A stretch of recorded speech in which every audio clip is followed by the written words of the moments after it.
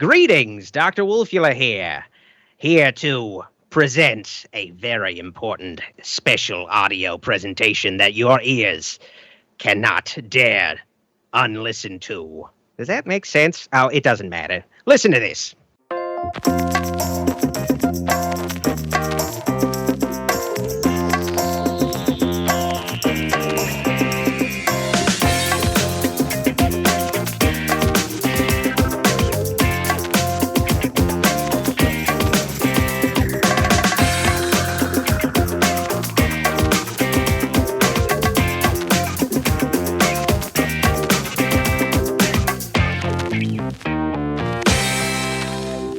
Welcome to someone's favorite movie. We're coming to you from the Pod Shack outside beautiful Bay City, Michigan. My name is Randy, and with me is the man they call Tomko. What's up, sir? How are you? Oh, I'm still full from the festivities. You're still stuffed, huh? Are Yes. you a turkey man in the holidays or a ham man? You know what? Usually I'm a ham guy, but this time around I decided to make some roast beef. Ooh, look at you bucking tradition. Hell yeah. Except isn't that what the Who's ate and the Grinch got invited? No. That was the roast beast. Oh, okay. Not the same thing? No, totally different animal, sir. Got it. Thank you for the correction. That's what I'm here for. I myself had a turkey. The wife and I, this may seem silly, but we made our first turkey. The wife had never made one. I had never made one. And we have a new smoker, so we smoked that fucker. Nice. Oh, it was so good. How long was it in there for? We did, it was a smaller bird, so about 6 hours, I think. Oh, that's nowhere near as much as I would think. Yeah, it's only a half hour for, well, I don't know. Anyways, it's getting too much in the weeds, I suppose. But if you are ever on the fence of getting a smoker, folks out there, don't be. Just get one because it's a game changer. I have toyed with that idea for a couple of years. Now, is it an electric smoker, or is it one that you actually have to kind of mind the fire with? Nope, ours is an electric one. It's a little bit smaller than most of them you see with the fires that you have to stoke and whatnot. And I'm sure those have a better quality or whatever, but this one works just fine. Trust me. We smoked burgers the other day. That was delicious. Now, I've been thinking about getting one of the ones with the where it's basically just a hot plate and a tin box that's surrounding it, just because I'm cheap. Yeah. This is somewhat similar. It's a little bit more fancy than that, but man, there's no reason. Can't be as fancy as the one my dad made when I was a kid. Oh yeah? Yeah, he literally took the old refrigerator and put a Maxwell House can with wood chips in it and called it a smoker. And it worked. I love it. Sometimes simple is better, Tomko. Sometimes. Not often, but in this case, it was good. But yeah, there's no reason to ever eat out again. So hopefully this leads to a healthier lifestyle. I mean, yes, we will be consuming more meat, but at least it won't Well, I mean, if the post-apocalypse has taught me one thing, it's that I actually enjoy not going to restaurants. Yeah. I just, in general, don't like leaving the house anymore, so any excuse Well, it's not that I to. don't like leaving the house, but I don't like having to wait around for my food. I don't have to, deal with people, Yeah. I have no problem with takeout. Just give me my food and, we don't have to pretend to be nice to each other.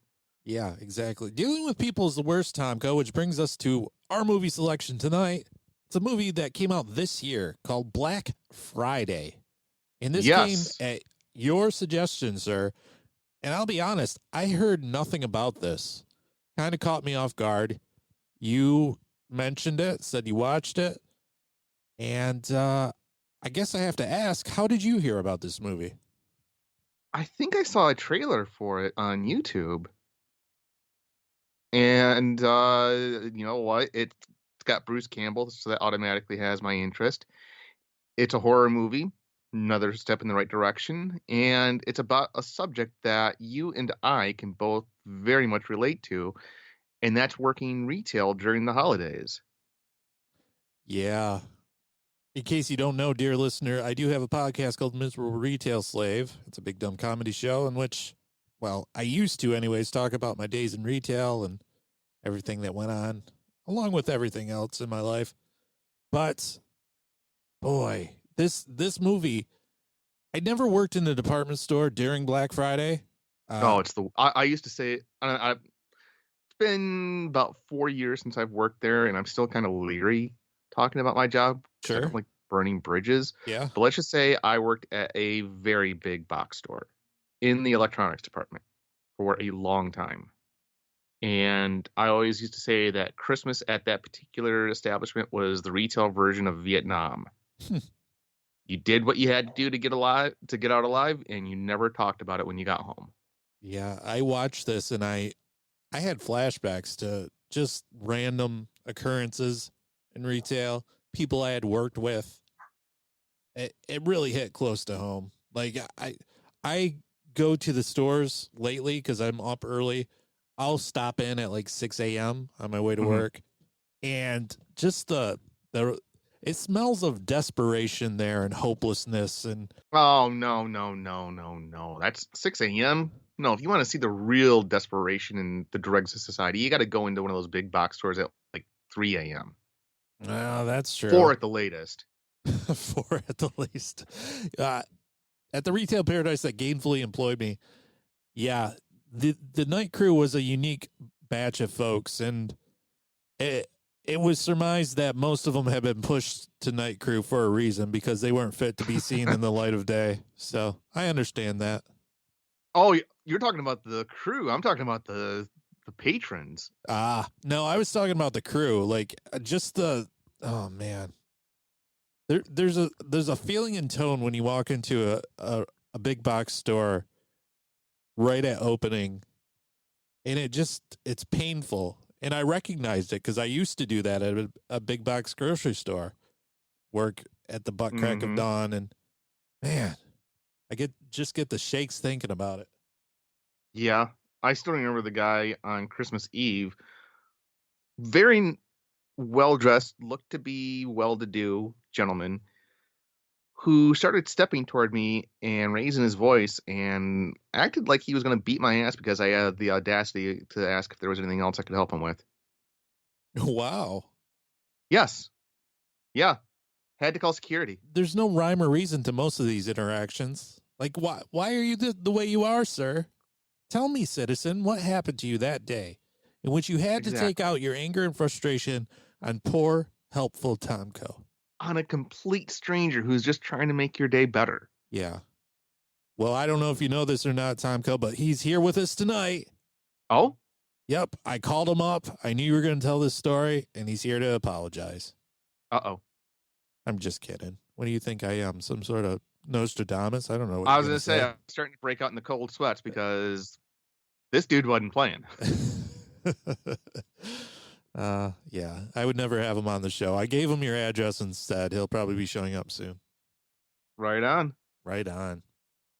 This is a movie called Black Friday. It stars, as Tomko said, the one and only Bruce Campbell, also Devon Sawa, Michael J. White, and Ivana Bacaro. And boy, I enjoyed this one a lot. It reminds me of a 80s throwback quite a bit. I can see that, but to me, it was a bit of a mixed bag. Have you ever watched that show, Superstore? Yeah. You can tell that they took a lot of cues from that show. Sure, I got that impression too. Lifting entire characters. Mm-hmm. Yeah. And as much as I could relate to the sentiment, to me, the lack of originality, at least as far as the characters, was a big, big, big mark in the strike column for me. Because they took characters that were designed to be built up and developed over several seasons and tried to cram that into a movie that was less than 90 minutes. Mm-hmm. And the characters just did not work in this movie at all for me. No. They just took stereotypes of your average retail worker and threw them into a monster movie. I could sort of see that, I guess. Like Bruce Campbell plays the overbearing manager that's just hopelessly devoted to his job and career at this retail establishment. Devon Sawa plays the kind of down on his luck older guy. He reminded me kind of Ryan Reynolds' character in Waiting. I could see that, yeah. And also he has a somewhat kind of romance with a younger girl at the store. Wife. What's that? He has a work wife. He has a work wife, yeah. And it's established that they've like made out in the store and stuff, and he thinks they're in a relationship, but it's like you said, it's his work wife. Mm-hmm. You got Michael J. White that plays, I don't know, the tough, strong, silent type in the store. I was gonna say he damn near stole the entire movie. Yeah, he was pretty awesome in this movie. And then you got the kiss-ass guy, played by Ryan Lee, I think. And he just sucks up to the manager and kind of aspires to be him, I guess, in a way. Mm-hmm. All this is happening, like you said, it's Superstore, but also an alien invasion in which parasites turn these already zombified customers into literal zombies on Black Friday. Now, actually, do we want to go ahead and go toward the third act of this movie right away? Because it was actually one of the little twist I thought was the best part about this movie. Yeah, spoilers if you want to see Black Friday or you, whatever. Skip ahead. I walked into this movie expecting it to be like a comedic version of Dawn of the Dead, where they're comparing Christmas shoppers to mindless zombies that are just eating everything in their path and causing destruction in their wake. Yeah. No, it wasn't a zombie movie at all. Turns out it was a fucking giant monster movie. Yes, it was. And I got such a fucking kick out of that. Yeah. Yeah, you're right. It certainly had that tone. You're like, oh, consumerism, blah, blah, blah. This is a satire. I get it. And then it takes a left turn. Yeah. No, I thought that was great. And as far as everybody else, I don't know. I liked it, but it had a lot of strikes against it. Does that make any sense? I could see that. It was weird seeing, I don't know. I feel bad for Devon Sawa because he used to be like this teen heartthrob, and he was in a string of movies. He was really, because the only other person besides Bruce Campbell that I recognized in this was Michael J. White. You don't know Devon Sawa? He was kind of a teen heartthrob in the 90s. He was. I'm sorry, I didn't keep up with teen heartthrobs back in the day. You didn't have your subscription to Tiger Beat magazine, sir. No, I was always more of a I don't know, shit. What's the competition? Tiger Beat? I don't know. Cosmo? There you go. I was a Cosmo guy. Okay. You really had whatever. Devon Sawa was in a movie called like Idle Hands. He was in the Final Destination movies. I have heard of all of these. Have you never seen Final Destination? Well, no. I mean, the fact that they had a sequel to the Final Destination was just kind of like, well, wait a second. I thought that was the Final Destination. No. Final Destination was the Final Destination in the series. But before that, there was like 4 of them. Well, maybe. What is it? Yeah, who can tell what the Final Destination actually is? Tomko. Apparently not the writers. Destinations. Oh. But no, I mean, this movie, it's... I hate to keep saying this. It's a mixed bag. There are a lot of things in there that I just absolutely really thought were awesome. I on one hand, this feels like a cheap, made for sci-fi, direct to Blu-ray feature. But on the other hand, they took the limitations of their budget and I thought really made it work for them. Yeah, they did. There's some pretty good makeup effects in this. I would go so far as to say it's some of the best practical makeup effects I've seen in years. Yeah, and that's kind of what gave me the 80s throwback vibe to it. Mm-hmm. Is because it reminds me of like a kind of a. I feel like this movie is perfect for this podcast because I think this will become a cult classic in time. Oh, yeah. Once people start to find out about it, I could see them telling all their friends about it, who will tell their friends. Yeah, I could see this having some legs. Yeah. The makeup effects are great. Near the end when the giant monster comes, the effects are definitely low budget, but I feel like it works. It's kind of it's charming. Great miniature work. Yeah. Nothing else. Yeah. I mean, and it's got Bruce Campbell in it, who tries his best to not be Ash in this movie. Even near the end, I thought he might start kicking ass and be Ash, and he just doesn't. He just decides to go down with the ship anyways, rather than fight back. There is a plot twist near the end of the movie that I really enjoyed, and it's the fact that Devon Sawa's character, Ken, he's kind of the main protagonist, and he gets bit, and he thinks it's by one of the zombies, but it's not. So this entire time, he thinks he's gonna die, and all of his crew leaves him behind. And it turns out, no, it was just the kiss-ass assistant manager that bit him. And I got a chuckle out of that. I've known enough people like that. I could see them doing it. Right? It made me laugh. I was like, oh, I didn't see that coming. Now, that kind of brings me to another one of my complaints about this movie. Sure. There was a lot that I could see coming.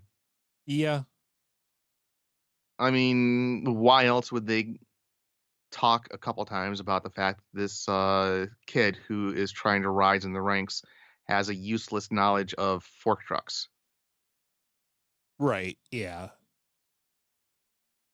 I don't know.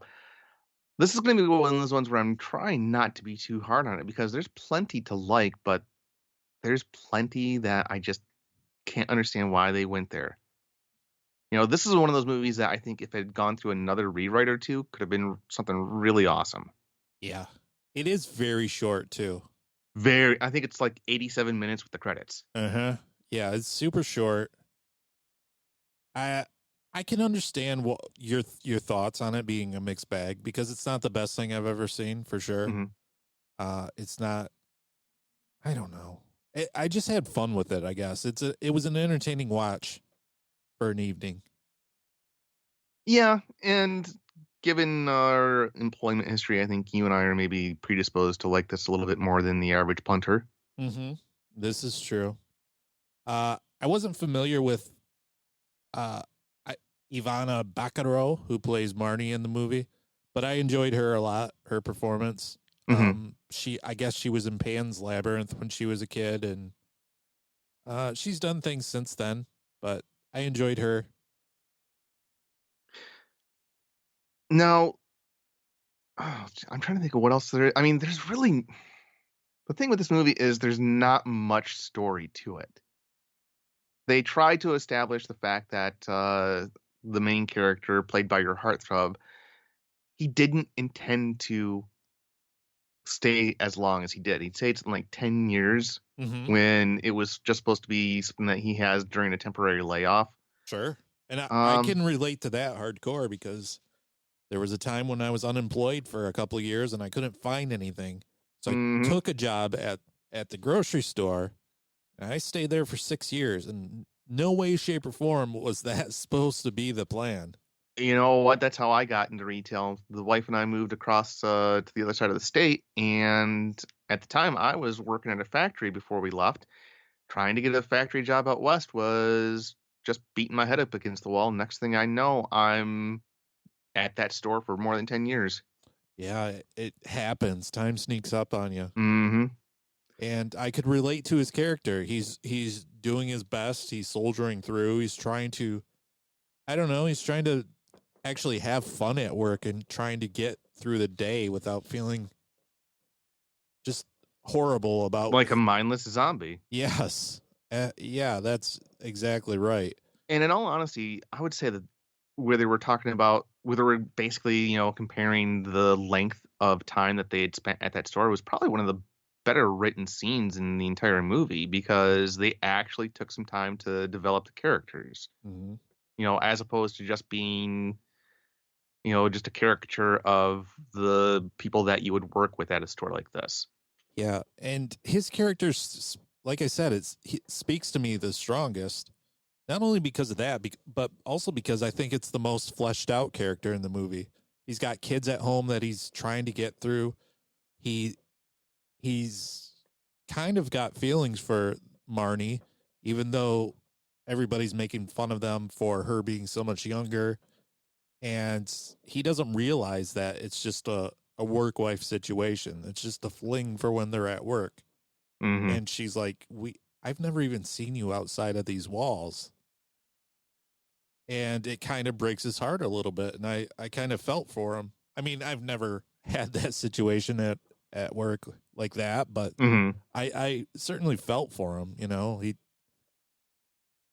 Now, I actually thought that the scene where they were all sitting around talking about the length of time that they'd been with the store, I thought one of the better sections of that was Bruce Campbell, because he was talking about how everybody has a spot on Earth, and he found his, and it's at that store. And the thing he loves about it is that no matter how tough and cool the people are, they have to listen to you. Pretty girls have to listen and laugh at your corny jokes. When you say do something, it gets done. Yeah. And I've known a lot of managers who you could tell have spent a large portion of their time on this planet being shit on by society, and now it's their turn. Yeah. Bruce Campbell said about this movie, he was asked why he did this movie, and he said that the movie was judged on its own merit as an entertaining script that had some interesting sociological aspects to it on top of everything else. It was funny, and I could play a guy that was not anywhere even remotely related to Ash. I got to grow a manager's mustache, wear a bow tie, and be a fucking coward. I was like, where do I sign up? Yeah, I mean, you can definitely tell that the people that were making this had a lot of fun. Yeah. That would have been an interesting set to visit because, and I got to give all credit to my wife for recognizing this. I guess they took an abandoned Babies R Us and just turned it into the gaudiest fucking toy store that you can imagine. Right. And that set, I think, lent to the overall product, because if this was shot in a soundstage, it wouldn't have the same feel. No, you're right. Yeah, that's a good point. Yeah, this is definitely, the set sells the movie. Mm-hmm. And you would be able to tell if it was on a soundstage. You're right. That the actual, how did she realize it was a Babies R Us? I think she recognized the layout of the signage on the front of the store. Man, your wife's a retail pro. She is, yeah. I got to give her credit on that one. Goodness. So, you were mentioning how the main character tries to have fun at work just to feel a little bit more human, even if he's kind of a smart ass at times. Mm-hmm. What kind of stories do you have as far as that was concerned? Having fun. I mean, a lot of it was always being super sarcastic and having in-jokes with the coworkers. Your coworkers will make or break your retail experience every single time. Mm-hmm. And there's going to be people in your same department that you really get along with, and those nights are the best because it doesn't feel like work. Then there's other people you work with, and it's just, I mean, if time flies when you're having fun, time comes to a screeching halt when you're fucking miserable. And that holds true when you're working with a dipshit. It's the worst. Now, I used to go out of my way just to be a smart ass. Oh, yeah, for sure.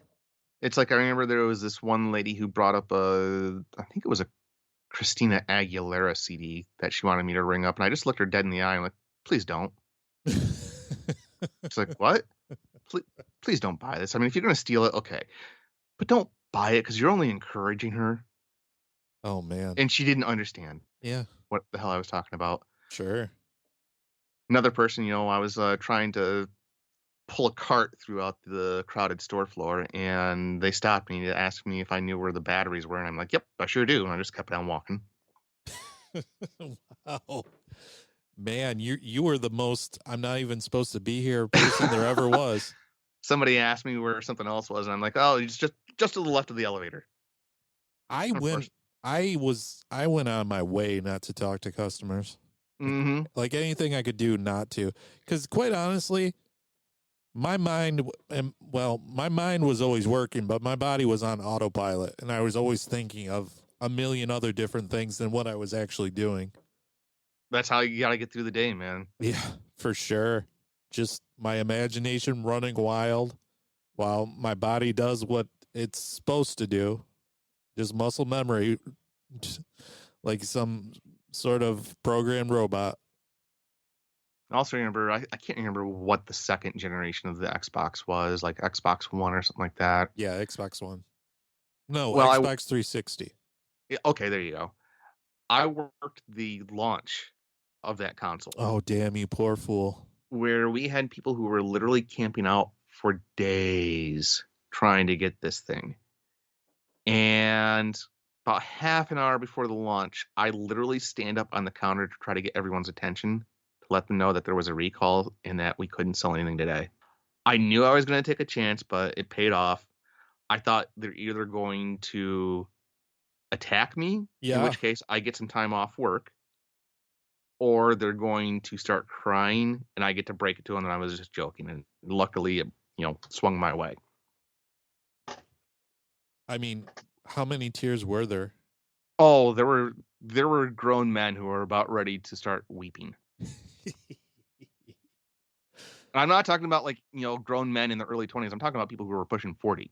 Sure. Oh, that's horrible. You're a bully, Tomko. You're a retail bully. Yeah, I also used to go out of my way to answer the phone and just give the worst answers possible, and then use my coworkers' names when they were asking me who I was. Oh, that's a good tactic. I did that once or twice. Yeah. Oh yeah.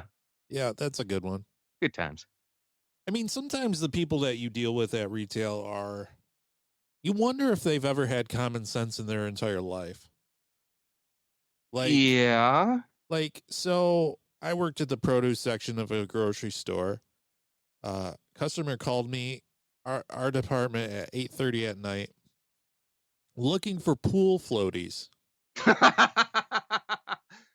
Now, I don't know if that would be next to the apples or the carrots. Now, technically, I'm pretty sure some produce can float in water, can't it? Yeah, I guess. There you go. So can a person as dense as driftwood, I guess. So I say to her, this is the produce department. Yeah. Yeah? Don't you guys have pool floaties? I'm like, well, no, we don't have pool floaties in the store.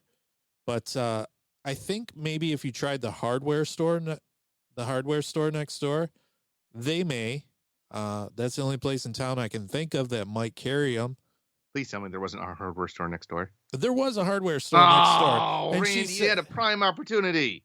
And she says, can you find out if they have them? I don't want to drive across town. I'm like, I have no way of doing that. Well, can't you transfer me over? And I'm like, no, I'm going to be charitable. Was this a little old lady who just didn't know any better? No. This sounded like a woman that had all her wits. I say wits in quotations. Yeah, I could feel the air quotes. Yeah, I mean, she seemed like a normal woman and had her faculties about her. She was just a dumbass.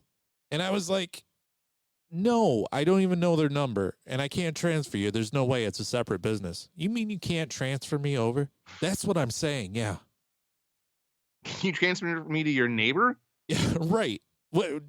I got a magical button that'll transfer me to any business in town? Get out of here. Google the number and get off my case, woman.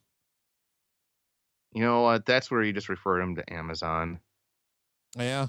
There was a couple times that, teens that thought they were hilarious would prank call produce and ask if we carried condoms. Oh, that's nothing. Yeah, they thought they were so hilarious. And I always said, "Yeah, we do. What size are you?" And they'd hang up. They didn't know what to say. I remember when they made the decision to turn all of the laptops and smartphone displays off at my store because a gang of kids went through and went to some alternative adult websites. Sure. Yeah, people working with the public is it's the worst. It's the worst. It makes for interesting stories occasionally. Oh, I have stories. But at the time, it's the worst thing you could possibly be doing. So, now, how many Thanksgivings have you had to work? Oh boy, I think this was the first Thanksgiving in like, God. Well, I didn't work last Thanksgiving. That's a lie. So, but before that, I think I worked 7 years in a row, 8 years in a row. Yeah, it sounds about right. Yeah. Did it feel weird not going in on Thanksgiving? Very much so. Christmas Eve, I always had to work. So I even remarked about that the other day. Like, well, this is weird not working on Christmas Eve. Not used to this. For crying out loud, for 20 years, I didn't have a weekend off. So that's also something I've been getting used to with my grown-up job. Yeah, it's been 4 years since I started working at my office, and it still feels like a luxury having every Sunday off and like almost every single Saturday off. Just the, predictiveness of my schedule is amazing. Yeah. Not having to work until midnight one day and have to be back in at 6 a.m. the next morning. Yeah, it's good to have a regular schedule. I did like the days where I could like stay up till 3 a.m. and sleep in till noon. That was always good, but this is a much better life.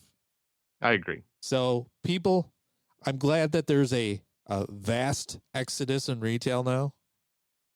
Everybody seems to be realizing their worth and going to something else, and I applaud you. So, yep, one of the good things that came out of the post-apocalyptic. Yeah, that's one of the best things. There's jobs for days, so. Yeah.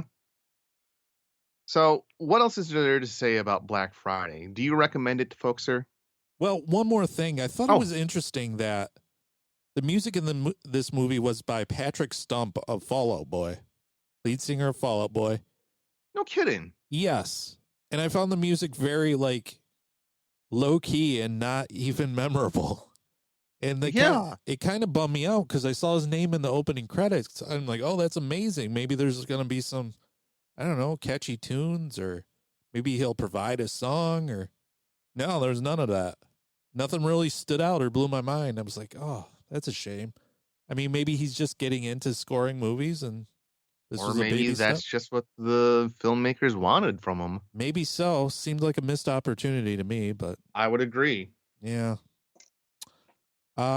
You asked if I thought what I think of this. Yes, I thought it was an entertaining movie. It's definitely something light and breezy you can watch, turn off your mind, and sit back and enjoy on a Friday night.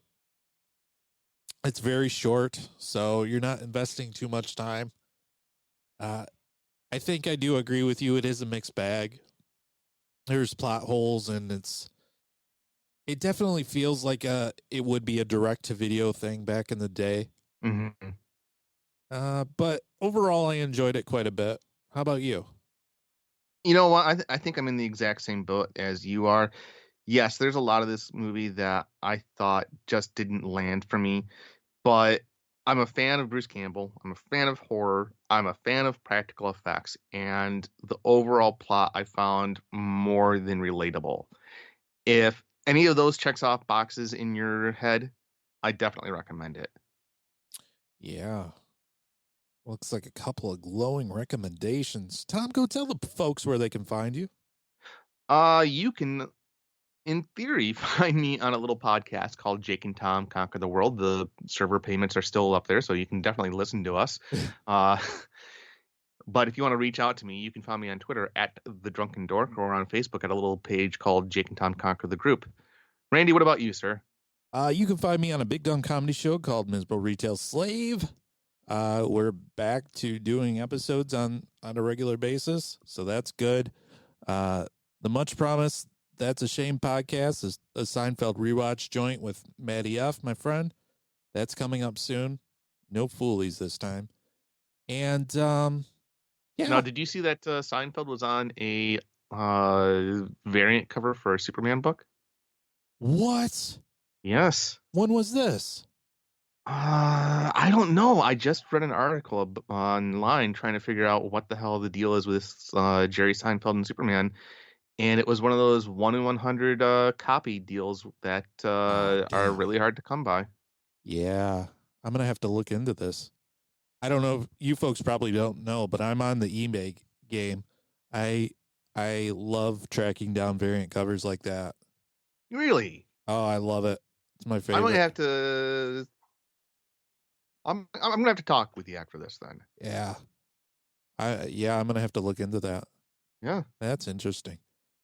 It's a shame that Jake and Tom is theoretically, still around, but not around because, boy, I've been dying. It's on a respirator right now. Oh, man. I've been dying to hear your take on Spider-Man No Way Home. I haven't seen it. Well, you know what? I hate to sound like a puss, but my wife hasn't gotten her booster shot yet, so I'm trying to avoid large crowds. Yeah, that's fair. That doesn't make you a puss. That just makes you cautious. Yeah. Dress it up however you want. I still haven't seen it. Yeah. Well, besides, it'll be on Disney Plus in like 3 weeks anyway. Probably. It already made $1 billion. How much more money could you possibly need? Exactly. Yeah. Don't be greedy, Disney. Yeah, Disney. Come on. You already own everything. I'm pretty sure they own my house. They probably do. So let Tom go watch Spider-Man for free. God, have a heart. No, not for free. I'll still pay my monthly $6. Okay. Well, let him watch it for $6. That seems like a fair trade. But anyways, I was thinking, since it's the biggest movie of the year, we should do something. Yeah, Spider-Man. We should definitely do something to commemorate it. Yeah. If I ever watch it. Well, yeah. But I was thinking, how about for our first episode of the new year, we do Spider-Man Turn Off the Dark. Yes. Yes. I know you've been wanting to do this for a while, so. You know what? Don't do what Jake and I did with the holiday special. Send me the same link that you're going to watch. Yes, I will. I already found a link. I'll send that to you. Yes. Oh, I am genuinely looking forward to this, sir. Yeah, in case you don't know, folks, Spider-Man Turn Off the Dark was the much anticipated, but also much highly disastrous Spider-Man. More ways than one. Yes, Spider-Man on Broadway experiment. So we'll be talking about that. We still got to talk about the Japanese Spider-Man where he's packing heat. Yes. Also coming up, we just finished up 15 hours of Halloween, for crying out loud. But also we're going to tackle the Scream franchise in honor of the upcoming Scream. And also Flight of the Navigator, which we promised like 2 months ago. That's going to happen too. I promise you it's going to happen sooner or later. Yep. So tune in. Huh? Ah. Thank you for listening to someone's favorite movie. We'll see you next time. Bye-bye. See ya.